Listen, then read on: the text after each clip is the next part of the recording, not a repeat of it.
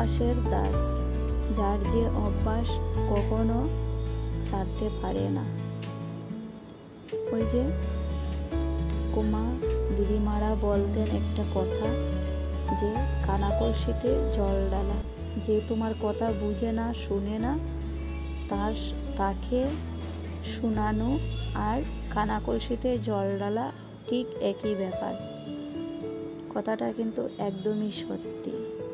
অবুঝকে বোঝানো যায়, বুঝদারকে কখনো বোঝানো যায় না, যদি সে নিজের থেকে বুঝে না, নিজের থেকে নিজেকে পাল্টানোর চেষ্টা করে না। রাধে রাধে বন্ধুরা, সবাই কেমন আছো? আশা করি সবাই ভালো আছো, সুস্থ আছো। আমরাও সবাই ভালো আছি। এসআর অফিসিয়াল পরিবারে সকলকে স্বাগত জানিয়ে আজকে আবারও একটা ব্লগ নিয়ে তোমাদের সামনে চলে আসলাম। তো আজকের দিনটা হলো বন্ধুরা রবিবার। যেহেতু ব্লগটা দিতে আমার 2 দিন লেট হয়ে গেল, কালকে সমস্ত দিন প্রচণ্ড পরিমাণের বৃষ্টি ছিল, খুব ঝড় বৃষ্টি হচ্ছিল, কিন্তু এই বৃষ্টির আওয়াজে আমি কিন্তু ভয়েস দিতে পারিনি, তার জন্য ব্লগটা কালকে দিতে পারিনি। তো আজকে আমি ব্লগটা তোমাদের সাথে শেয়ার করব।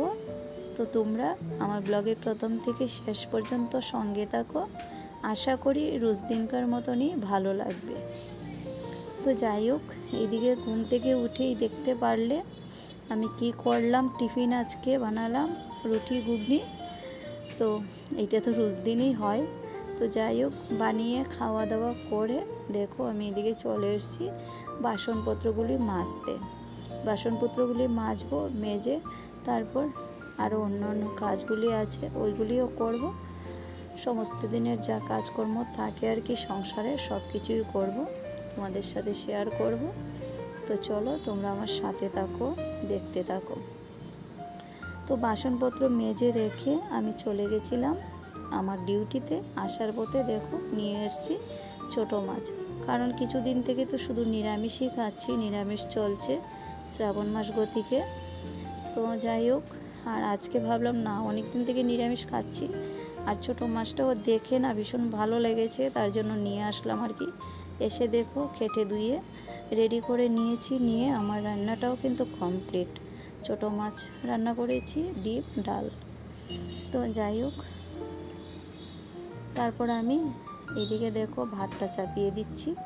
আর মাছ যদি রান্না করি, ডাল তো আমাদের ঘরে রান্না করতেই হয়, তোমরা জানোই রোজ দিন একই ব্যাপার। তো আমার রান্না বাড়া কমপ্লিট করে আমরা কিন্তু খাওয়া দাওয়াও করে নিয়েছি। মিডিলে আমি অনেক কাজ করেছি, তোমাদের সাথে শেয়ার করতে পারলাম না অফ ক্যামেরায়, অনেকটাই তাড়াহুড়া ছিল তার জন্য। তারপর আমি দেখো কি করছি, কতদিন থেকে ভাবছি ফুলের চারাগুলো টবের মধ্যে লাগাবো। ওই যে টবগুলি কিনে এনেছিলাম, আর সময় করে উঠতে পারছিলাম না, মাটিও নেই জানো তো, মাটি পাওয়া যা কষ্ট টাউন বাড়িতে। ওই 1 বস্তা মাটি কিনে রেখেছিলাম আগে, আমি ওই মাটিগুলো দিয়ে এসে করে আমি ভাবছি এখন ফুলের চারাগুলি লাগাবো। তো কিছুদিন আগে ফুলের চারাগুলো আমি দেখো আলাদা আলাদা করে লাগিয়েছিলাম ওই ছোট ছোট ওই ইসের মধ্যে। তো এগুলি অনেকটাই বড় হয়েছে, এখন কিন্তু আরও জায়গা চায় ওরা। গাছ তো দেখো যত তুমি বড় পাত্রে লাগাবে, মাটি দিবে, ততই বড় হয়, তাই না? আর এই গাছগুলি দেখো এত সুন্দর ফুল ফুটে এগুলির মধ্যে, কিন্তু এক জায়গায় একদম আঁকড়ে গেছে, একদম মানে একদম কি শক্ত হয়েছে, আমি খুলতেই পারছি না জানো তো। আর ওই চেষ্টা করছি খোলার, কিন্তু খুলতে পারছি না। আস্তে আস্তে করে খুলে তারপর আলাদা আলাদা করে লাগাবো। আর বৃষ্টির জল না পড়লে কিন্তু এই ফুলগুলি ফুটেও না। আর এখন তো বর্ষাকাল এই ফুলগুলি ফুটে দারুণ লাগে দেখতে। অনেকবার ফুটেছিল আগে, আর এখন ওই যে এক জায়গায় হয়ে গেছে, মাটির অভাবে গাছে ফুলটা ফুটছে না, তার জন্য আমি আর কি আলাদা আলাদা করে এখন লাগাবো। সব কটা ফুল গাছ আমি আলাদা করে লাগাবো, অনেকটাই টাইম লাগবে ফুলের চারাগুলো লাগাতে। আজকে ভেবেছি যতটাই টাইম লাগুক না কেন আমি এই কাজটা কমপ্লিট করব। আমি জানি আজকে সন্ধ্যা হয়ে যাবে এই কাজটা করতে করতে। এমনিতে তো বিকেল 4টের সময় আমি বসলাম এগুলি নিয়ে। আর দীপ কিন্তু আজকে চলে গেছে একা একা টিউশনে, প্রচুর পরিমাণে ঝড়ি বৃষ্টি।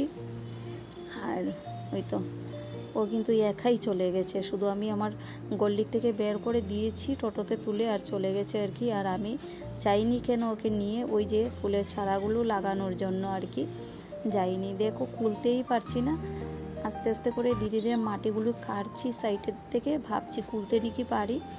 নিচে জানো তো পেঁয়াজের মতন হয় ওগুলি গুঁড়ার মধ্যে।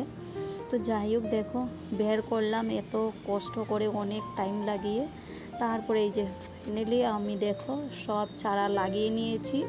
সন্ধ্যা বাজে এখন জানো তো বন্ধুরা 6:45, আর আমি দেখো এইগুলো ফুল গাছ এখন মাত্র শেষ করলাম লাগানো।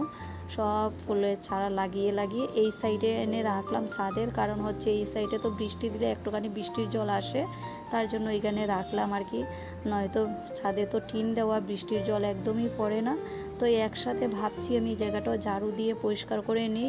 তুলসীর চারাটা এখন সরালাম না, স্নান করি নাই তো, স্নান টান করে তুলসীর চারাটাও এখান থেকে সরিয়ে নেব। তো দেখো কত পরিমাণের ধুলো হয়েছে দেখেছো। ওই চাঁদে না ঝাড়টা দিয়ে পায়ে পরিষ্কার করে আমারই রাখতে হয় জানো তো। মালিক তো শুধু আছে ভাড়া নেওয়ার জন্য, মাস পুরালেই ঘর ভাড়াটা নেবে কী করে ওইটাই জানে। আর কি করে পায়ে পরিষ্কার করে বাড়িঘর রাখতে হয় ওগুলি কিচ্ছু জানে না, ওগুলি সব আমার করতে হয়। যেহেতু আমি তাকি, আমার তো দেখে ভালো লাগে না, আমি সমস্ত দিন ছাদে এসে কাপড় দেওয়া কাজ করা সব কিছু আমার করতে হয়, তার জন্য আমার পরিষ্কার করে রাখতে হয়। আর এই যে এই ধুলো বালু ঝাড় দিয়ে দিয়ে তো আমার প্রবলেম হয়ে যায়, শ্বাসকষ্ট উঠে যায়, কিছু করার নেই। তো নাক মুখে কাপড় দিয়ে বেঁধে তারপর কাজ করতে হয়। আর মাটির যা বন্ধুরা বলবো কি, যেমন মনে হয় মাটি একটুখানি যদি আমি পাই মনে হয় সোনা পেয়ে গেছি। এই দেখো মাটিগুলি সব ঝাড় দিয়ে দিয়ে এক জায়গায় করেছি আমি, ওই মাটিগুলিও তুলে রাখবো। তো ওই দিকটা ঝাড় দিয়ে আমি চলে আসলাম। দেখো বারান্দায় বিড়াল কি করেছে, ওই যে মাছের কাটা কোটা ফেলেছি ডাস্টবিনে, ডাস্টবিনটা একদম ফেলে দিয়েছে, দিয়ে এত নোংরা করেছে বারান্দাটা। সব কিছু ঝাড় দিয়ে দেখো ইট দিয়ে রাখলাম, কালকে এসে নিয়ে যাবে যখন দাদা আসবে জাবড়া নিতে। এখন আমি ছাদে গিয়ে মাথাটাতে শ্যাম্পু করে ভালো করে স্নান করে ঘরে যাব, গিয়ে তারপর ধূপ টুপ জ্বালাবো। সমস্ত দিন আমার এই কাজ দেখো। তারপরে এসেই তাড়াতাড়ি করে ওরা বলছে একটু ম্যাগি খাবে, ম্যাগি বানিয়ে দিচ্ছি। ব্লগটা এখানে শেষ করি, টাটা।